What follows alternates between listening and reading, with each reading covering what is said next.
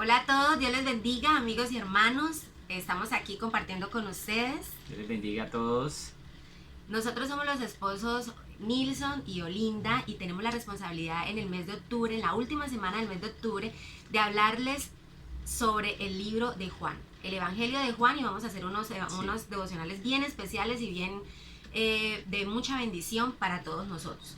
Mi esposo estuvo durante el fin de semana hablándoles sobre algunos tópicos interesantes de contexto histórico del autor de lo que era el libro de Juan, o lo que es el libro de Juan, el Evangelio de Juan. Y hoy, desde el primer día, vamos a empezar a hacer unos devocionales bien especiales con ustedes sobre algunos aspectos relevantes del libro de Juan. Y oramos al Señor para que así sea. Amén, así es. Yo quiero empezar a hacer este compartir con un punto muy importante y trascendental para nosotros los que hemos creído en Jesús, y es la divinidad del Mesías, la divinidad de Jesús. O sea, Jesús es Dios. Y para eso quiero que tengamos en cuenta lo que es el capítulo 1 del Evangelio según Juan. Específicamente esto va a ser basado desde el versículo 1 al versículo 51 para que usted lo lea en casa con más tiempo. Y aquí encontramos en los primeros versículos, el versículo 1 y el versículo 2, la prueba de la divinidad de Jesús. Jesús es eterno, ¿sí? De hecho, encontramos en el principio era el verbo, y el verbo era con Dios, y el verbo era Dios. Este era en el principio con Dios. Tenga en cuenta dos cosas, las palabras. Palabra principio y la palabra verbo. En el principio, esto en realidad, esta palabra al principio es un paralelo con lo que se usó con la misma palabra principio que se usó en Génesis 1:1. Se usa esta palabra en sentido absoluto. O sea, aquí no está hablando de un tiempo cronológico, está hablando de la eternidad. Significa que Jesús, que es el verbo, ha estado durante toda la eternidad. Eso es un sentido absoluto. Esto es muy importante porque esto prueba que Jesús es eterno. Y ya sabemos que solamente eterno es Dios. Y esto prueba entonces su divinidad. También la palabra verbo nos enseña algo muy importante. Verbo, tanto en el Antiguo Testamento como en la cultura griega que se escribió este evangelio, se alude a la divinidad. En otras palabras, cuando Juan utiliza la palabra verbo, él está tratando de identificar a Jesús como divino, como Dios, como el mismo Dios encarnado. Y eso también lo testifica Juan cuando vamos en el mismo capítulo 1 a partir del versículo 30 para que lo lean en casa. Juan empieza a testificar, Juan el Bautista empieza a testificar de Jesús y prueba que Jesús es Dios, es divino. Entonces esto es algo muy importante que tenemos que tener presente. Algo también importante es que todo lo existente fue hecho por Él. Todo lo que existe, todo lo que ha existido y lo que existe fue hecho por el mismo Jesús. Esto prueba también su divinidad, y esto es conforme al capítulo 1, verso 3 al 5, y lo que se le llama teológicamente como la obra preencarnada de Jesús. O sea, lo que Jesús incluso hizo antes de tener un cuerpo, antes de venir a la tierra, ya Jesús había hecho unas obras. Todas las cosas por Él fueron hechas, todo. Y sin Él nada de lo que ha sido hecho fue hecho. En Él estaba la vida, y la vida era la luz, y los hombres, era la luz de los hombres. Entonces en este caso nos habla de la obra preencarnada de Jesús. Jesús y sus obras incluso antes de tener cuerpo. Su divinidad también se refuerza. Juan, el apóstol Juan lo refuerza en el capítulo 14, versículo 14, al versículo 18.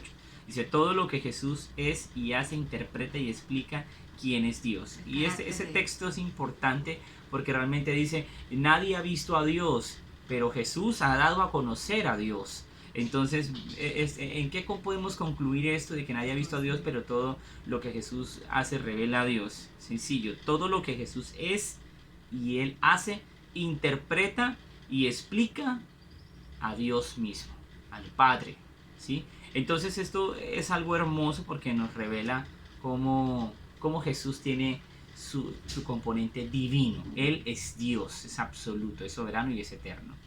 Algo bien importante, amor, que nos enseña este capítulo, que cuando estábamos estudiándolo nos quedamos asombrados, porque una cosa es leerlo y otra cosa es estudiarlo, y es lo que queremos compartir con ustedes, es que en el versículo 10 empieza diciendo, vino al mismo mundo, Jesús, que Él había creado, pero el mundo no lo reconoció. vino a los de su propio pueblo y hasta ellos lo rechazaron.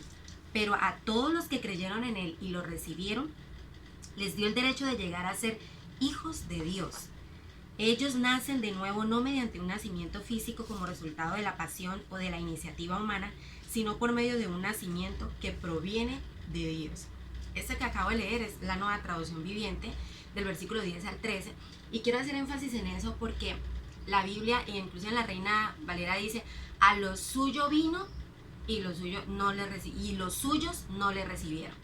Entonces ahí en esos dos tópicos habla que Jesús vino al mundo y el mundo le rechazó. Jesús vino a los judíos, a su propio pueblo, y su propio pueblo le rechazó. O sea, lo suyo y los suyos. A lo suyo significa el mundo. El mundo. Y los suyos significa el pueblo judío. Pueblo de aquel judío. Entonces. Y también le rechazaron. ¿Por qué le rechazarían? No le reconocieron. Jesús no fue reconocido por su propio pueblo. Y mi esposo en alguna ocasión hablando de este tema decía: los estudiosos, los judíos estudiosos de las escrituras no reconocieron a Jesús, no reconocieron al Mesías, que él era el Mesías que tanto estaban esperando, que tanto habían estudiado, que tanto anhelaban, y no lo reconocieron por andar con él, con pinche político de Roma. Pero bueno, el punto aquí de esos versículos que les quiero compartir es que Jesús vino, Jesús se mostró al mundo que es suyo, se mostró a los suyos propios, que era el pueblo judío, y todos le rechazaron. Sin embargo, dice en el versículo 12: pero a los que le recibieron, a los que le aceptaron, a los que creyeron en él, es la palabra, creer en Jesús, les dio el poder y la potestad de ser hijos de Dios. Y termina con algo espectacular que dice: estos no nacen de la pasión humana, ni tampoco nacen de una voluntad humana, sino que nacen de Dios. El nuevo nacimiento. Aquí Juan está hablando del nuevo nacimiento, que es algo divino, que es espiritual y que solamente lo concede Dios. Es bien importante resaltar estos versículos para nosotros porque habla no solamente de la divinidad del Hijo de Dios, sino que habla que por medio de él nosotros podemos tener vida eterna. De hecho, en la primera carta de Juan capítulo 2, él habla también del nuevo nacimiento. En el mismo Evangelio de Juan, en el capítulo 3, él refuerza lo que es el tema del nuevo nacimiento y es algo que queda muy claro y Juan lo deja claro para la iglesia.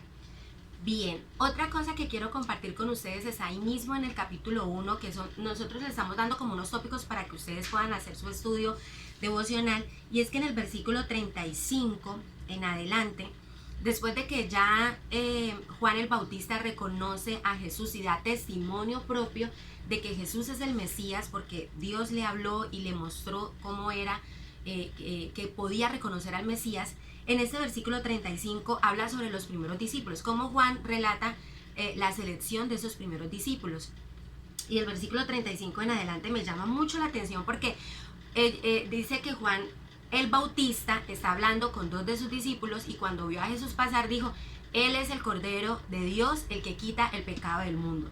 Y cuando dijo esto, los dos discípulos de Juan fueron a seguir a Jesús, pero ese seguir a Jesús nos explicaban los comentarios bíblicos que no es un seguimiento de que inmediatamente se hicieron discípulos, sino que fueron a experimentar, fueron a examinar de qué se trataba ese Mesías, para mirarlo, para conocerlo, para saber si realmente era el Mesías y cumplía con los requisitos de Mesías. Y en el estudio que ellos hacen es muy interesante porque ellos, siendo discípulos de Juan, estaban en el ambiente espiritual. O sea, ellos estaban interesados por la vida espiritual y estaban esperando ese Mesías. Dice que uno de esos discípulos era Andrés, y luego Andrés fue a llamar a Simón, que luego se llamó Pedro, Simón Pedro, que era su hermano. Luego vino Felipe, que también era de la misma lugar de Andrés y Pedro, de Betesda, y luego vino Natanael. Este versículo del 35 al 50 es bien importante. Quiero terminar diciéndoles esto. Cuando Jesús le habló a ellos, a sus primeros discípulos, les dio una promesa y les dijo: les digo la verdad, todos ustedes verán el cielo abierto y los ángeles de Dios subiendo y bajando sobre el Hijo del Hombre, que es la escalera entre el cielo y la tierra. Maravilloso nuestro amado Jesús. Él es la fuente de vida, Él es la conexión entre el Padre y nosotros, Él es el camino. Bueno, gracias por escucharnos. Esperamos que este tiempo haya sido de bendición para ustedes y recuerden que mañana estaremos compartiendo otro video más, avanzando en lo que es el panorama general del Evangelio según Juan. Dios les bendiga.